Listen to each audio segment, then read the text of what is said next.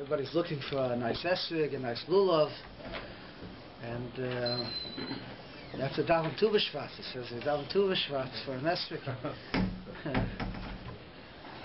There's a Maisa with someone that the Rav would take all the first pick on the Esrogim every year. You know, he would go through it, choose one for himself, and then they would sell the rest. Anyways, there was a Malamed son told the Rav's son that my father has the nicest Esrog. So he got all upset. How could you say that? The Rav's, you know, he takes that nice one. No, my father's nice one. So Taka showed it to him. It was a beautiful Esrog.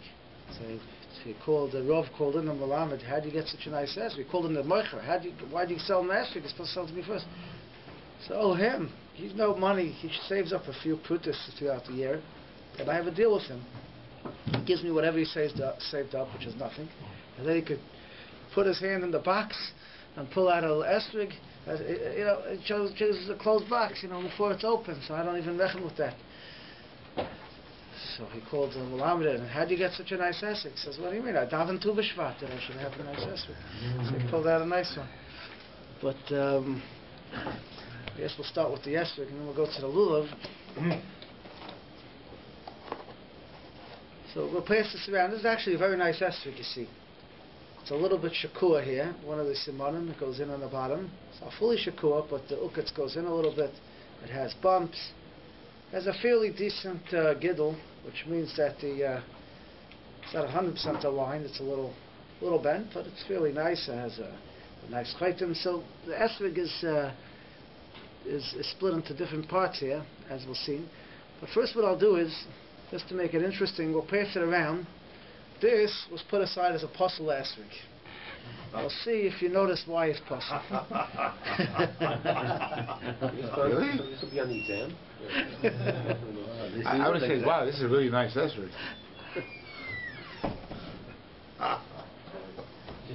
Sold. I have no idea. It's going to hold it easier. Now bash it.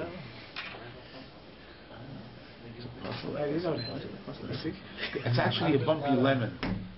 Don't break it. Don't break it. If you break it, it's for sure going to be possible. It's not 100%. It's not really an S. Okay. But it's for sure from a good line. It's not like a lemon. It's not a. No. It's also not 100%. Pass it on. We don't have time. You get it or you don't get it. No. So until it goes around, I'll just explain a little bit. So there's.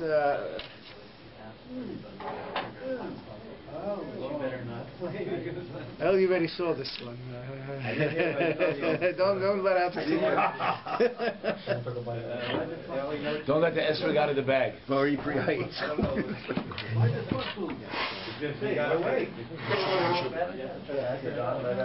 Because of the bottom? No. I'd love to be. So the Esrog, I just not to waste time. The Esrog has the two parts of the Esrog we're going to really talk about. There's the top, which is the chaitim. It's not 100% clear where the chaitim starts. It starts after it gets up and starts turning in. That's called the nose. The chaitim actually means the nose. That's the nose of the Esrog. And then there's the bottom. Now the chaitim, because it's very noticeable when you hold it, that you have to take a pre-ate hodder, a fruit. So the ikar hiddur is in that part. So if you have, let's say, something wrong on that part, that's worse than if it's something on the bottom. In other words, let's say a Scheiner Mara, if there's a discoloration, we'll talk about. You know, everybody's looking, you know, with these loops for the black dots. We'll discuss that soon. So the discoloration is worse if it's on the top than if it's on the bottom. On the bottom, it has to be possible rubai. We'll see what rubai means. Thank you very much.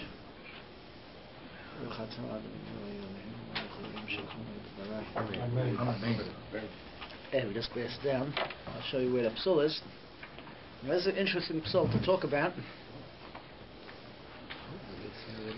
Come on, Ronnie, don't let us down. You already found it. You see, if you look by the pittim, right over here. I saw that. Right over here by the pittim, if you look closely, you'll see it's chaser. Yeah. It probably started, you know, when the pittim starts coming off, it starts eating away. Anyways, it's missing a piece right in there. Yeah, that little black thing. It's missing. It's chaser. This I see. Yeah. We're right here. Yeah, don't touch. That thing right there. Yes, that thing right there. Okay. The one you're not supposed to touch. That That piece thing. fell off? No, it's got. You're talking about that brown It's like spot. somebody took a tiny little bite out of it. Yeah, it's missing over there. Right. Right by the, on the I never pitum, noticed on the that. pitum, it's chassid over there. That's why They make it glue like that? I thought. It depends how your I'll eyes... sell it to you though anyway. Oh, this is clear. This has nothing to do with the eyesight. I wouldn't see If you can't see it, you need a new pair of glasses. Now, you might not have noticed it, when you're looking for your esrog and your moicha sells it to you. That's why the Chassam Sofer doesn't advise being a esrog seller. Because you don't want to be marshal anyone. You don't want to be marshal anyone in the Isser, and you really have to know what's going on. Now, the psul is a psul chaser. It's missing. Now, we'll see that it's not so clear that it's actually puzzle. And actually, we'll sell it as a chinuch set. If someone wants, we'll see why in a minute. A psul chaser is one of the psulim in the Esrog if it's missing. The Gemara says that, who was it? Reb Chanina Toval, he dipped it, he was hungry in the second day of Sukkot, so he dipped his esrog and he took a bite out of it. And then he was still yoitze with his esrog on Sukkot. Because chaser is only possible on the first day, it's not possible on the second day of Sukkot. Chaser is not possible. Now, He took a bite out of his esrog? on the second day. Must have really been hungry. Yeah, no kidding. What's called the second day? Chol Chol Moed, yeah. The second day is a Shiloh, the second day Yom Tov. So And a suffix qualifies for... now, what's called what's called a chaser? A chaser is a machlokes. It has to be chaser ke'isser, which is a large amount, or even a mashahu, even a small bit, is considered chaser already. So we have a machlokes. It's a suffix chaser because in halacha it depends. It depends. It depends how big a piece is it. So it's a machlokes. What's called chaser? What's called missing? So this is with a pitum, without the pitum, it's easier to check. Oh, 1 second. We'll get to the pitum part. So shkoyach. So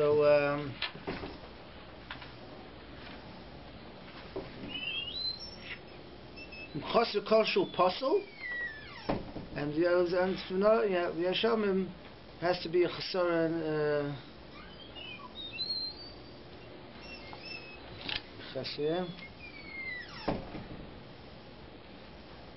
That's if a neck and mafulish. That's by a neck and mafulish. If it's not mafulish, so then it has to be missing a thing, missing ke'isser. So.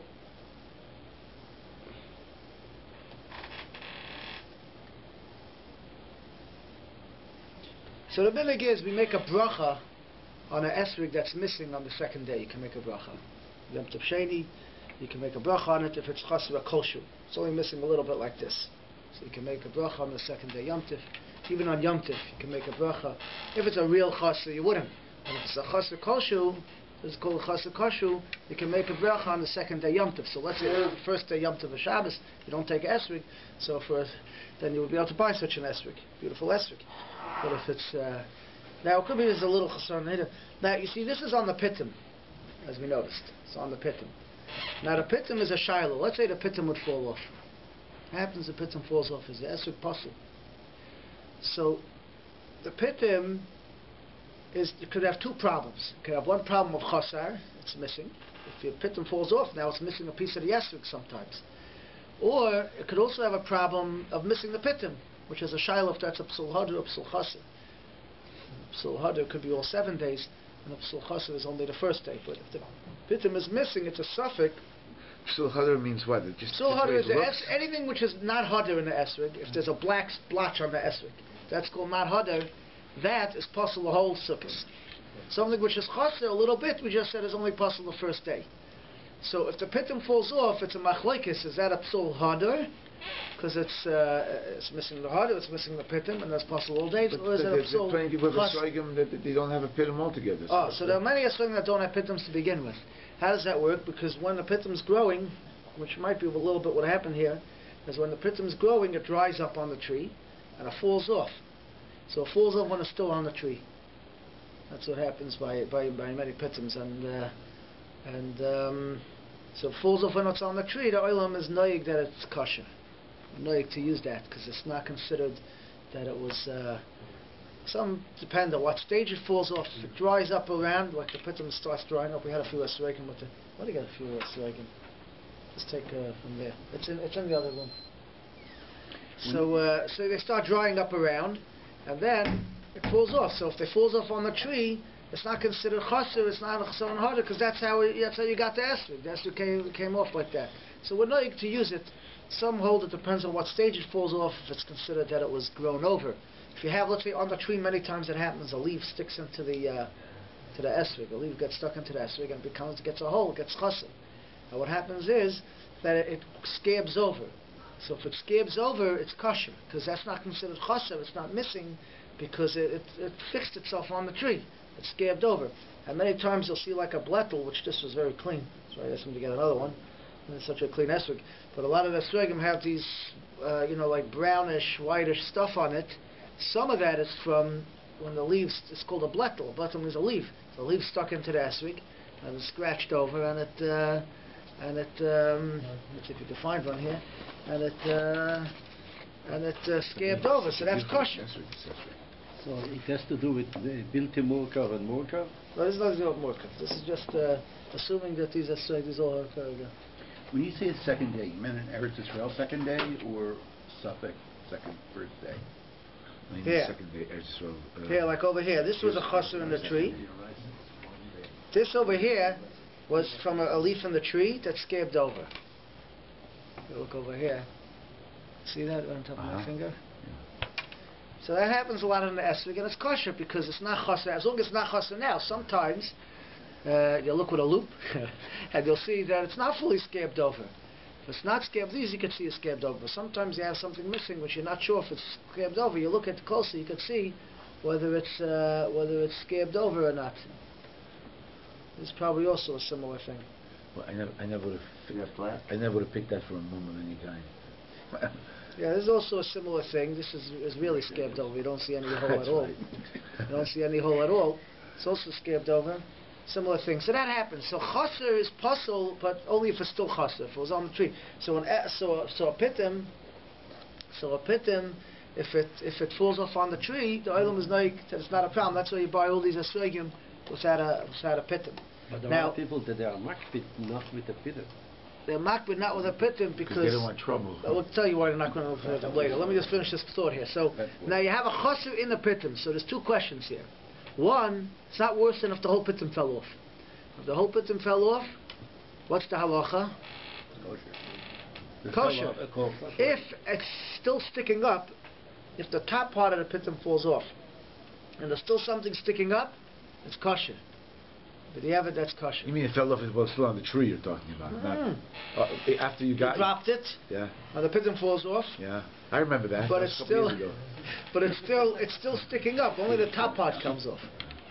So if it's nittel pit masai, the top part is the shashanta came off, but there's still a stick coming up. Yeah. There's still a stick coming up. It's kosher.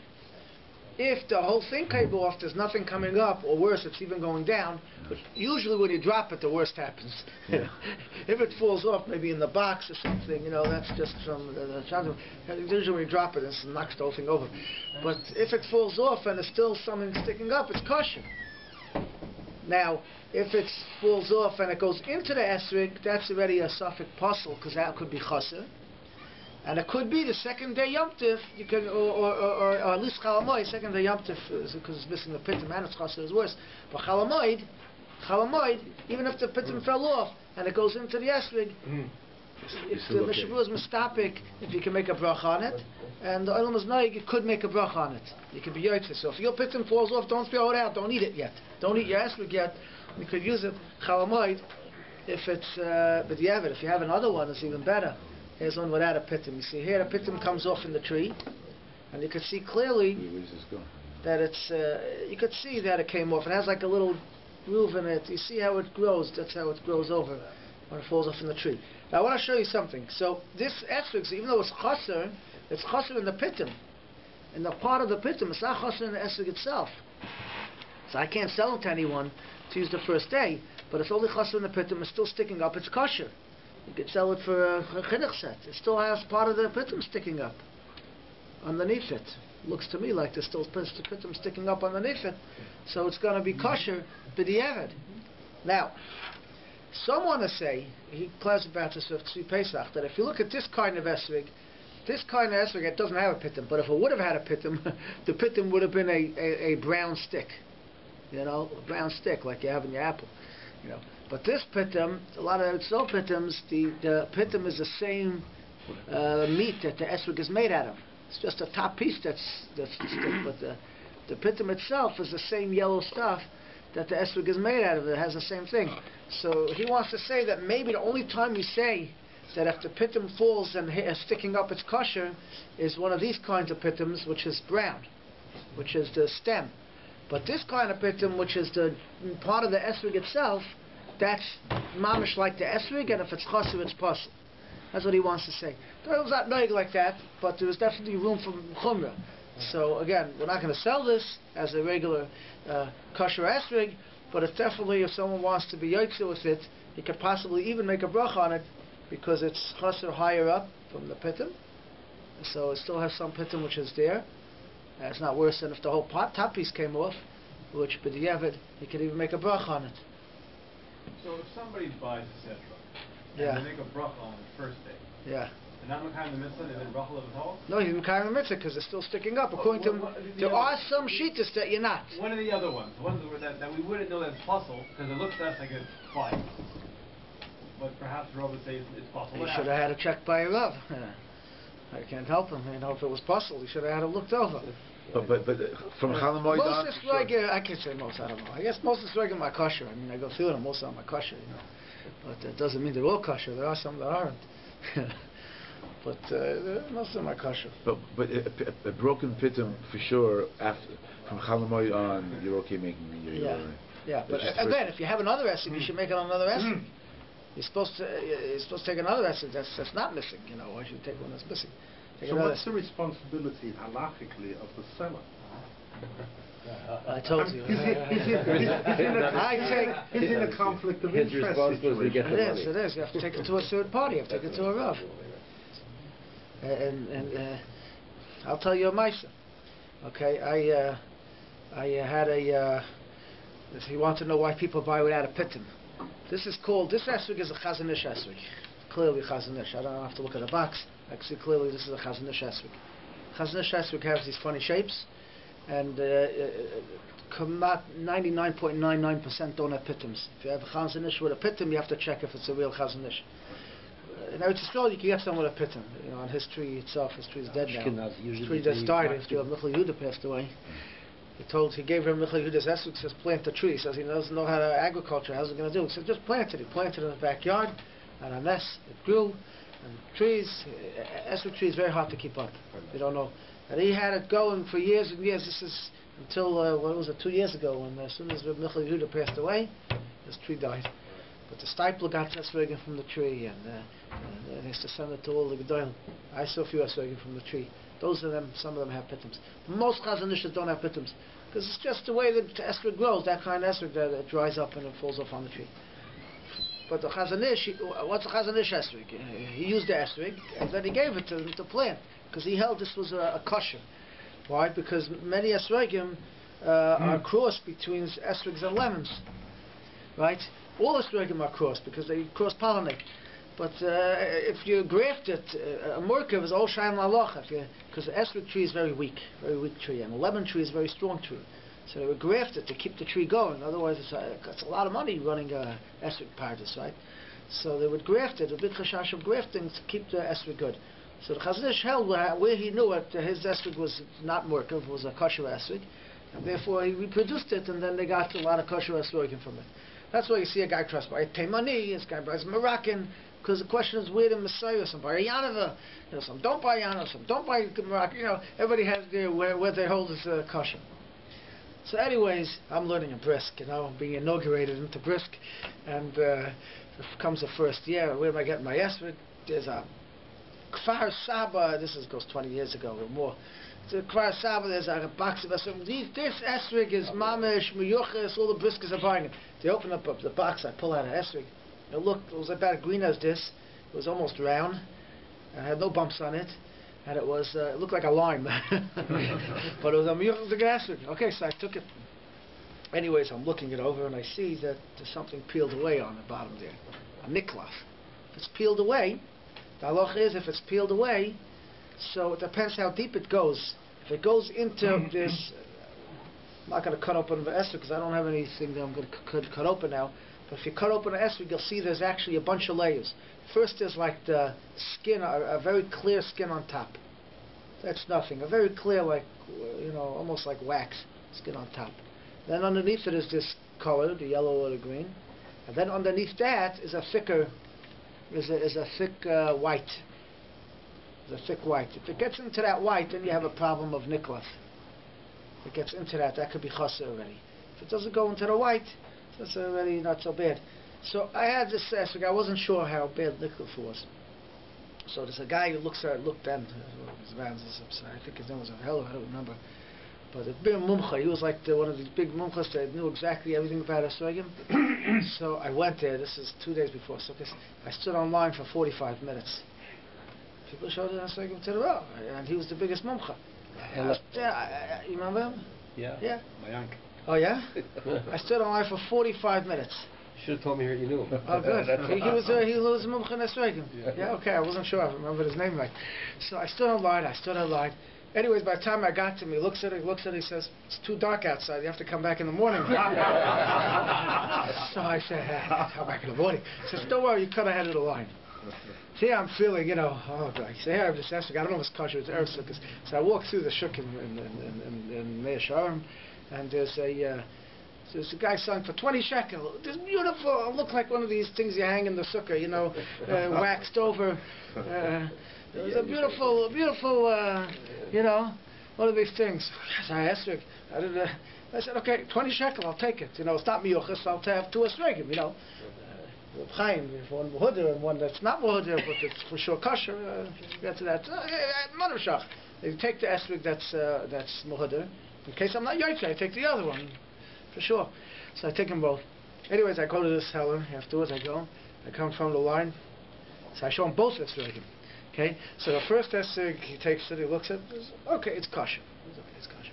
So I show him the second one. He looks at it, says, he told me what kind of esrog is right away. And then he says, Oibes, there's an esrog. This is kosher. He can't say it's kosher. He said, if it's an esrog, it's kosher. So that's for, but today they all have a chsherim on it, you see. They all have a chsherim that it shouldn't be murkav, so there's not chazanish, but they have extra on it. But that's why some will take without a pitim, because they'll take a chazanish, doesn't have pitim, A and B. Many times the ones without a pitim happen to be nicer. Because for some reason, I don't know why, but the ones with pitims usually get dots and spots. It's easier to find, I guess it's percentages, it's easier to find a nice esrog without a pitim than with a pitim. That's why some people do it like that. But that's the situation. But you always feel weird because you feel people looking at you like, you dropped your esrog or something, you don't have a pitim. No, but then you need a story. Because I go for a pitimless one for 2 years. I lost the pitim with the kids.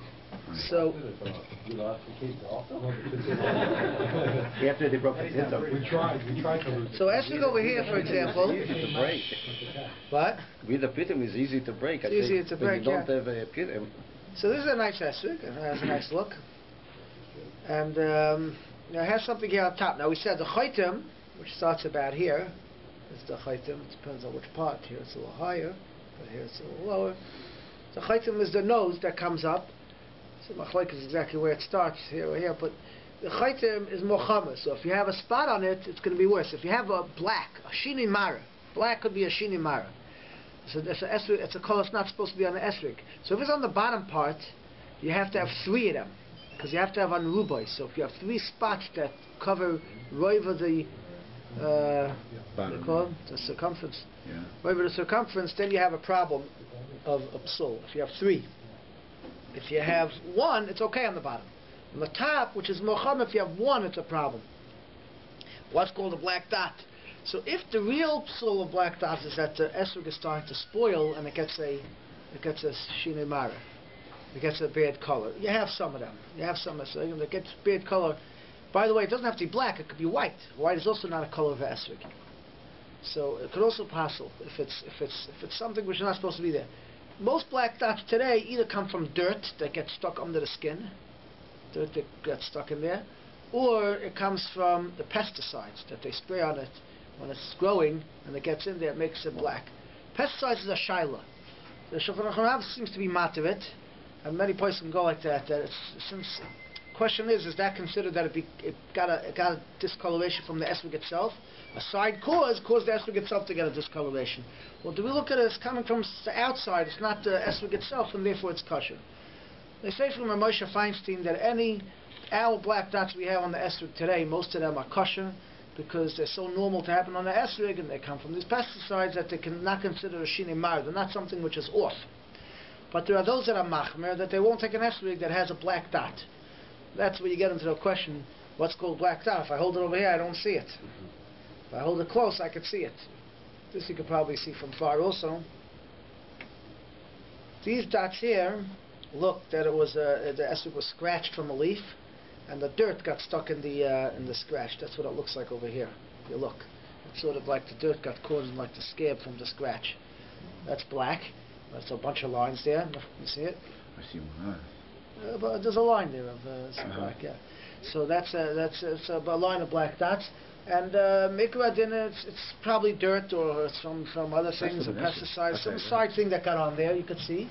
So that wouldn't be a puzzle, but people would stay away from buying it.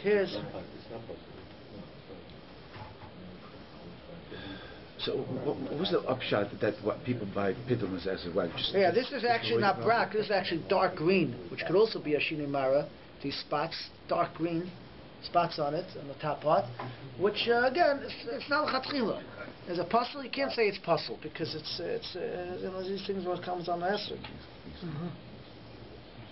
A real black dot, I don't see. Real kashmaka black. What's the bottom? I'm not finding today. Did he say that? Did you ask him? Why don't you ask? I don't buy it here. I don't care. I tried to. Okay, I'd like to do because it's late. You don't buy it? Get out. I don't know which came from which box. I hope these things weren't pre-priced because I don't know what came from which box over here. This is also a chazanish. You can see the chazanish kind of look. See, it's also a chazanish. Also has a pit. It's got a shtickle with pit. That's still okay. That's kosher still, right? Your suki is I'd like to go to the Lulav, and I will end with that. I don't know which box. Like the shape and It should have bumps. That's a hit to have bumps. It's not possible without it, but it's one of the simoni of esrog, the bumps. Bumps is a simon as the blitos. You see, this is not shakur on the bottom. The chazanishas aren't so great with the simonim.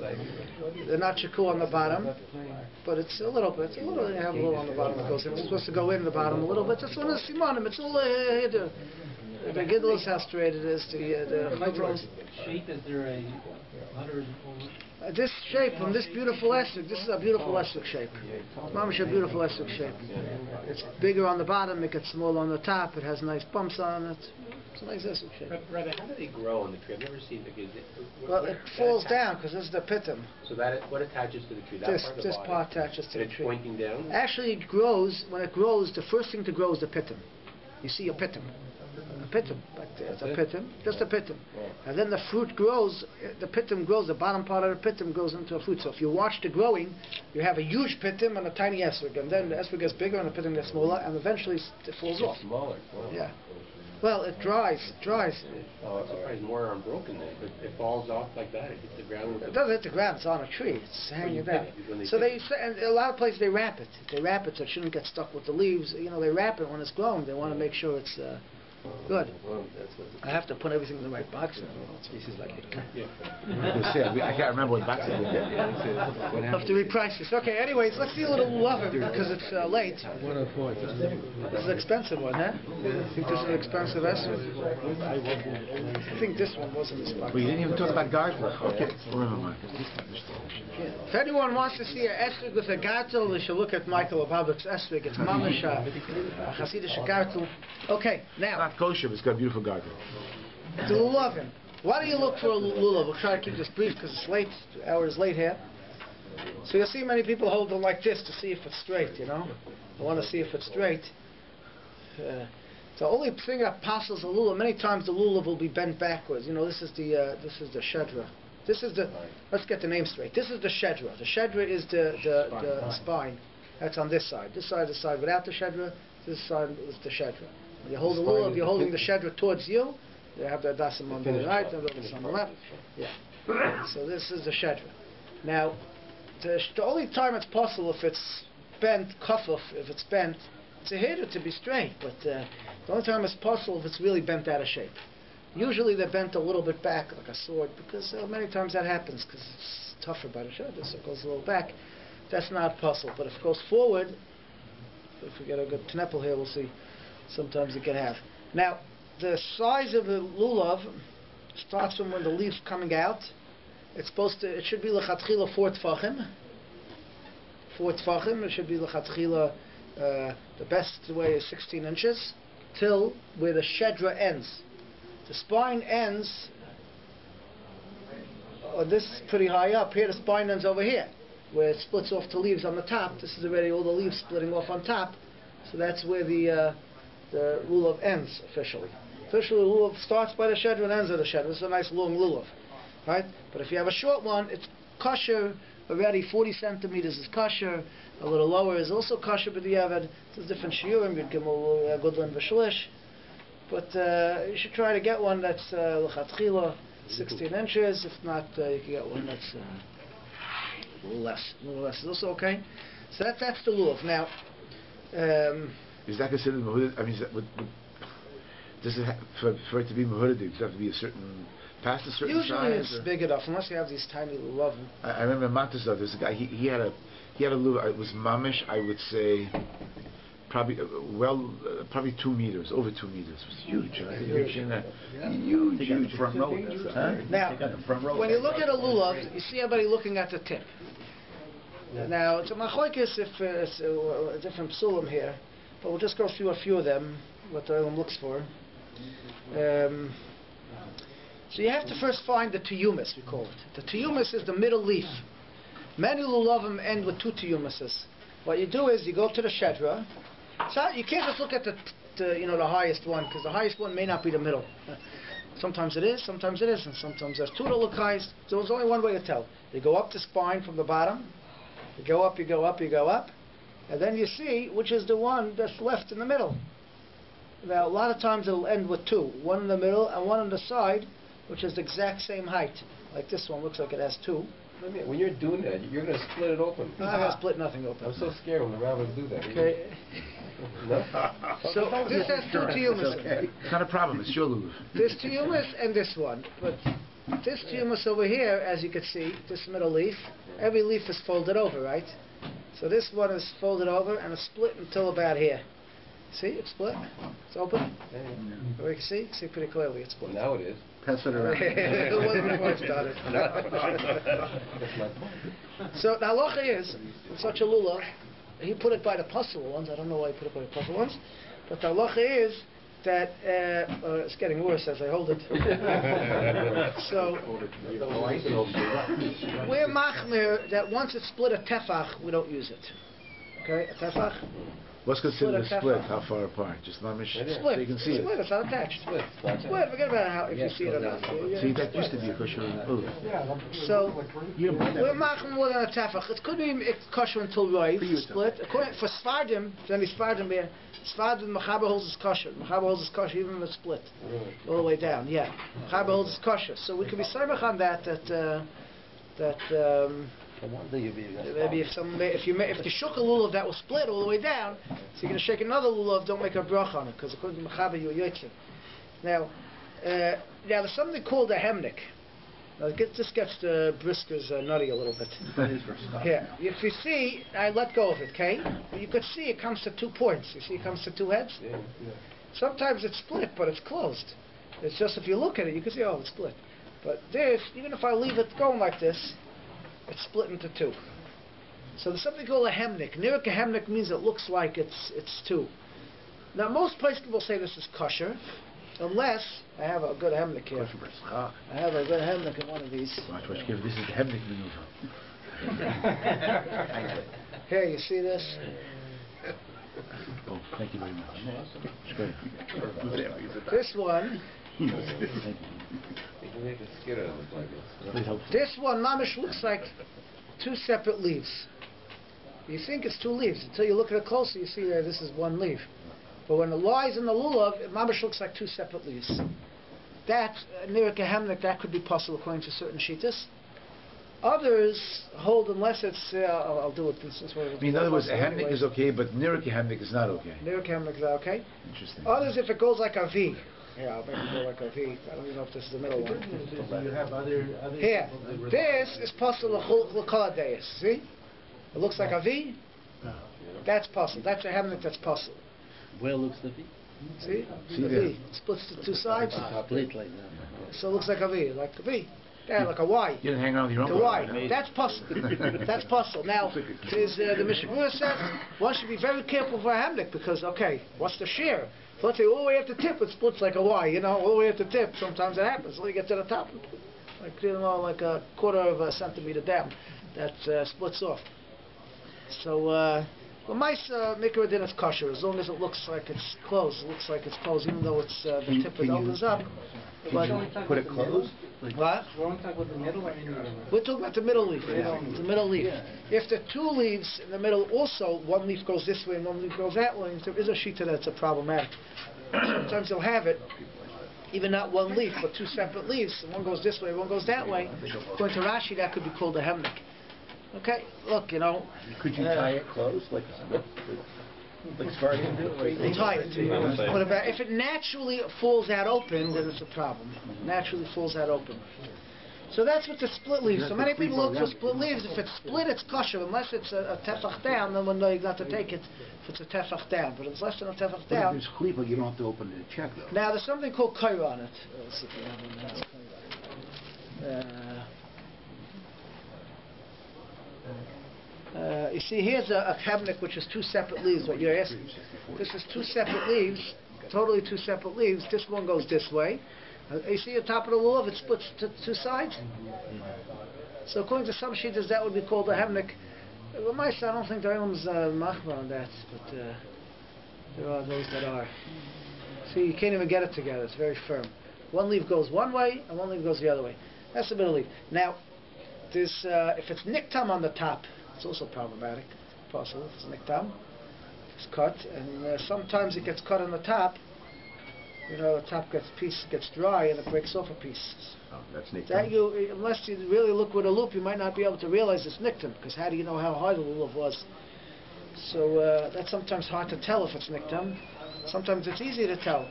It could be if you can't tell, it's only a psul hadar, and therefore it could be some want to say that if you can't tell it's niktam, it's kosher, because it's only a psul hadar, how it looks, and if it's you can't see it's niktam, you can't tell it's niktam. It looks such a minute amount that you can't tell. It could be that it's kosher, it's a shaila. So you can't say it's puzzle either. It's hard to get a 100% puzzle. It's also hard to get 100% kosher because you have all these things in between. But that's what people, if you want to know what people are looking for, that's what they're looking for to see if it's niktam. Dried on the top also is a problem. I wish I had one that was dry. We want to check if you have there. The puzzle one of them are in there. See if you have a good kaira or if you have a good dry one. A kaira Allah is like this. Kaira is that brown stuff that closes it. So many people will bedafka get a lulav that's closed. They know it's closed. It's closed with a kaira. And some people will say, I took a lulav with a kaira to a rav at Lakewood. I showed it to him. He says, what am I supposed to tell you? I can't see anything. It's covered with a kaira. I can't tell you what's going on in there. Right. But so some will say you ignore the kaira and whatever's doing underneath is what's doing. So if it's split underneath, it's split. But others say that no, that kaira has since it grows with the lulav, so it's considered that it's closed with the kaira, and you could be saying on that it's closed with the kaira, so it's kosher as long as the kaira is still on. But it's closed. It doesn't shake very well. So so it doesn't shake very well. So there's an eitzah. We're machmer the Ashkenazim that it should shake. It should be manua. I'll have to get a better kaira. It has a shtickle kaira. Very little kaira on it. It's holding it closed. This actually looks like a nice lulav. Why is it puzzle? He took it away himself. Yeah, okay, it's split. It's split all the way down to here. It's split all the way down till here. You know, it's stuck by. But the one that's not the middle one has a little piece of kaira. It's not really geshmak kaira, but a little bit.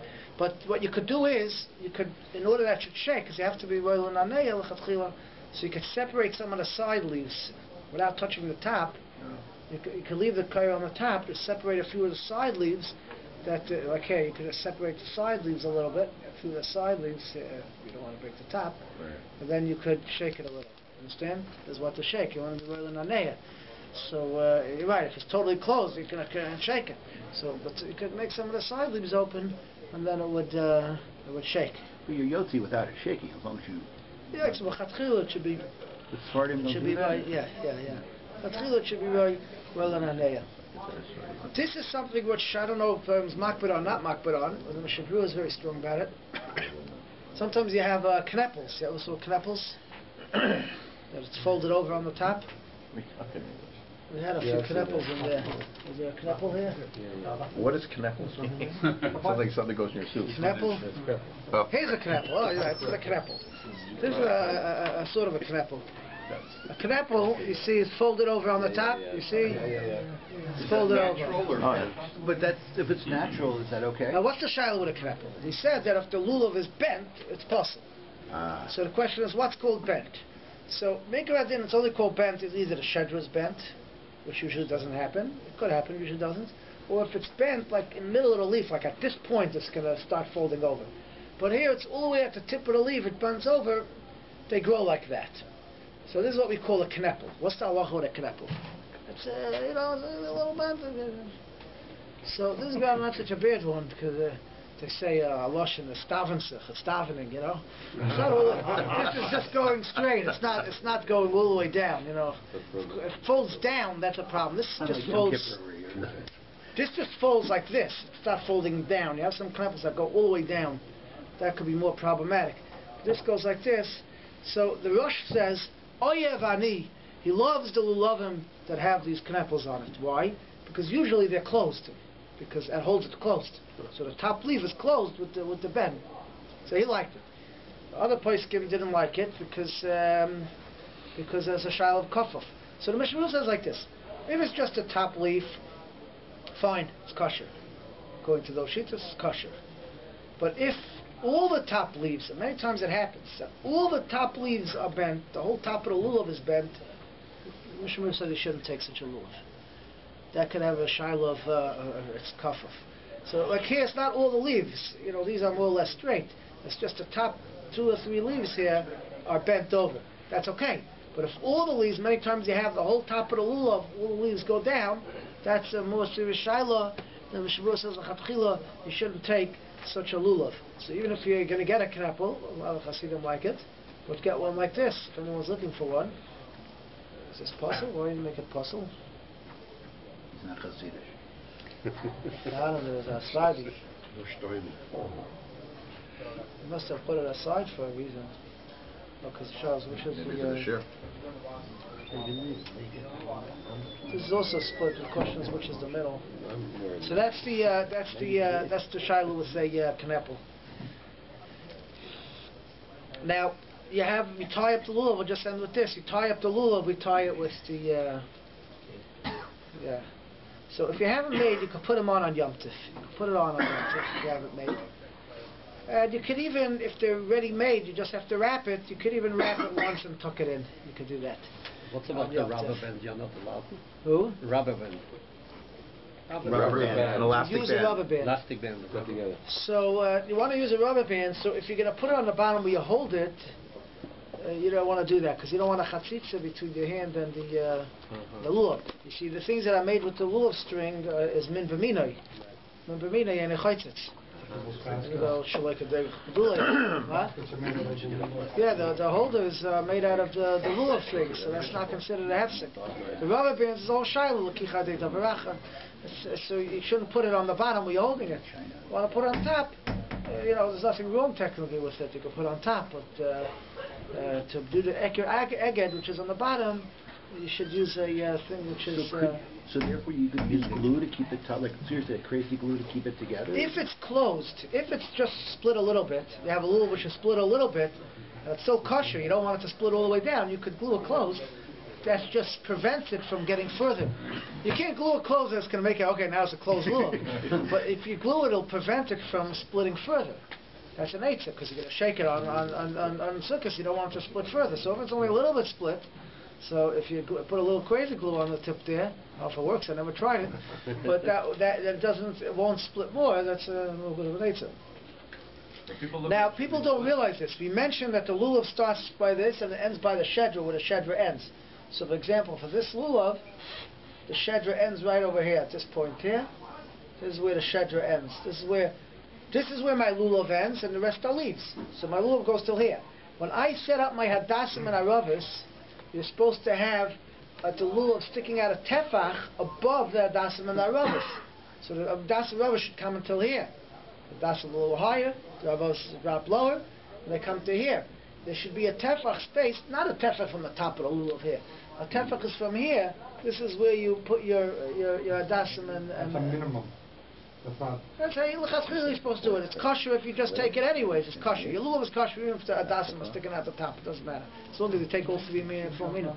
But for chatchila, the way you're supposed to do it, when it says that the lulav goes above the tefach, it's going on the shedra. It's not going on the tip of the lulav. That's clear in halach. It's clear. So the lulav is 4 tefachim, and the hadassim and the aravis have 3 tefachim each. Right? The hadassim and the aravis have 3 tefachim each because you're counting from the shedra. That's how you're supposed to hold it. So that's how you're supposed to hold your lulav and esrog. And shedra of an adam, it's supposed to be like it's like a person. See, it's the shedra of a person. It's like the lave, the heart of a person. Spine, is that the spine? The shedra of the spine. I have to get that down. It shows that we're the point to the Rebbeinu Shalom. We put everything together. We're all miyachad liveinu, our hearts. To the Rebbeinu Shalom, Mishloach, Chakosha, V'Sameach.